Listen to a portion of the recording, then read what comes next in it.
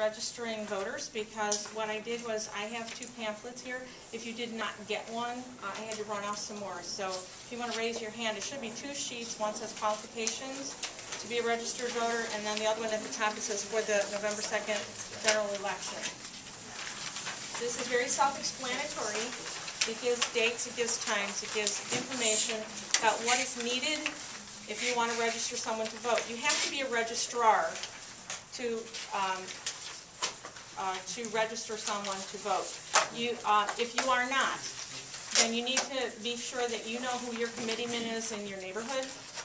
And if you can't find your committeeman, then you go to your local Republican office and you make sure that if you know anybody that needs to register to vote, that they get that registration done. The most important thing, I think, on these 2 pages is that October 5th is really the last day that anyone can register to vote. And that to me was amazing when I realized that, because I would have thought you could have registered to vote until close to the end. But what they do with the registrations is when you take a registration, it gets sent to the Election Commission, and then they verify all the information on that voter sheet. Okay, so they need time to be able to do that. So the most important date on these 2 sheets is that October 5th. Make sure that you know who your registrar is. Make sure you know who your committeeman is in your precinct. There are people like librarians in some libraries and some facilities can register people to vote, but they have limited ability to vote, register people. They can do only certain kinds of registrations, like motor voter. Committeemen can register anybody, anywhere, regular registration. Okay.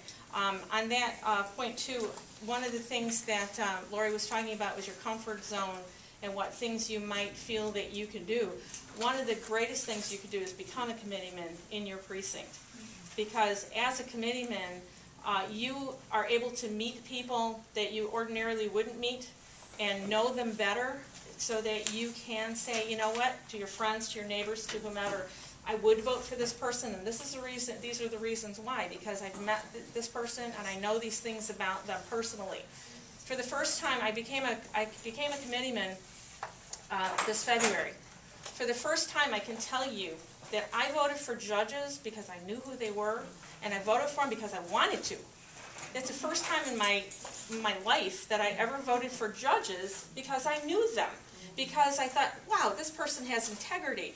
I would love to have this person in a courtroom and be able to say this to other people. Because how many of us really know who some of these people are? So as a committeeman, you have the opportunity to meet people that ordinarily you wouldn't. You have the opportunity to pass that information on to people within your precinct, your friends, your relatives, everybody. So it's a great thing to do, and it's you're doing a great service to your community and to your country by doing that.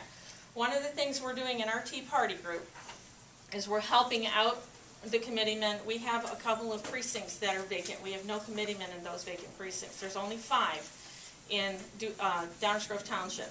So we already had a walk, like the other ladies were talking about, where we went out Saturday morning. It was beautiful weather, thank you, Jesus.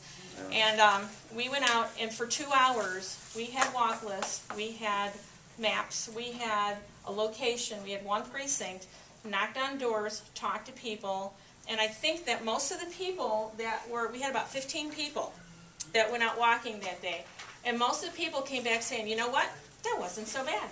I really got to talk to some people. I was surprised at how many people were really wishing that they knew somebody that felt like they did.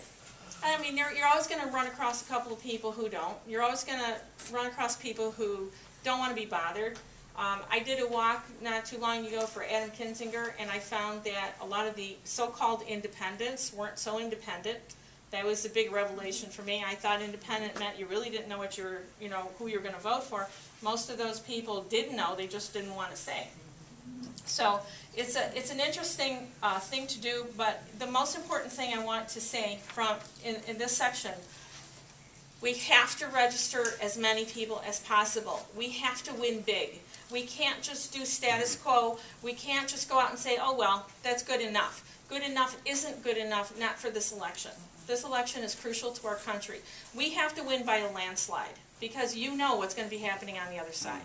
So if you can't find your committeeman, call one of the Tea Party leaders. We will find somebody that will go out and register those people. One of the things we did on our walk was we had a question, is anybody in this household not registered to vote yet? The answer came back, only from one person was not registered to vote. Now, our job is to go back and make sure that person is registered. So it's a very valuable service. We need to make sure that that is done as efficiently and quickly as possible because, like I said, October 5th is our deadline. So I do want to also point out to you that there's some great resources on the internet for specifics about registration, how to vote, how to this, how to that, just all kinds of stuff. One of the great websites I found was the Illinois Chamber of Commerce website. I didn't even know it existed until recently. It's got a phenomenal amount of information on it, all kinds of things, all kinds of great information about how to, what to, who to, just you name it. And then I also wanted to tell you a new one I discovered. It's called the Concord Project. This is something I just found out today. It's called Concord Project, GOTV, which means get out the vote. And one of the most interesting things I found on that was they have this big to-do about these 5 tasks that they think are the most important thing. 1 was get out the vote. 2, become a precinct committeeman. 3, beyond November. In other words, we don't stop in November. We've got to think November and beyond because this is just the beginning. You know, November isn't the end of everything. November is just the beginning of taking back our country. Donate wisely was number 4, and number 5, which we'd all like to do, is learn to raise funds because, you know, everything costs money. So if you want to check out those 2 websites, those are great resources. And there's one other website I want to tell you about, and that's Illinois Family Institute. I emailed them that I wanted one of their voter registration packets. I got this with all kinds of great information in it. Just very well done. These people are excellent. They spend a lot of time and effort and money getting specific information to all of us. So check out that website as well, Illinois Family Institute. Yes, ma'am. I just wanted to mention, I just found I've been in contact with this website, but they already have voter guides. Oh, they have the voter guides available? It's culturecampaign.com. And if you go to their homepage, there's a strip of green in the middle of the page, and it says Voter's Guide. You click on that, and you put in your address and your zip code, and they tell you what candidates are running.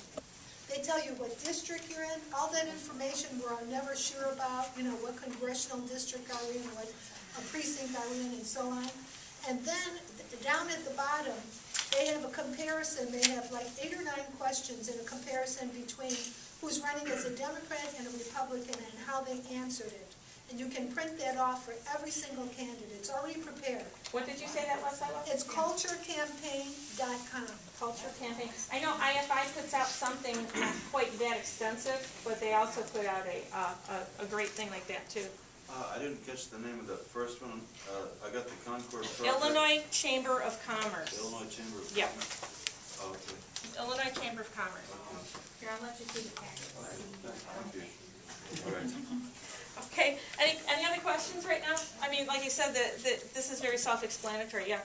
This isn't a question, this is kind of a comment. If people don't have a computer, but they have the voter's card, on the bottom, it'll say the district, the congressional, you know, that might help if they're not, you know, some people don't have computers. The bottom of their voter's card on the front will tell them the district, whatever.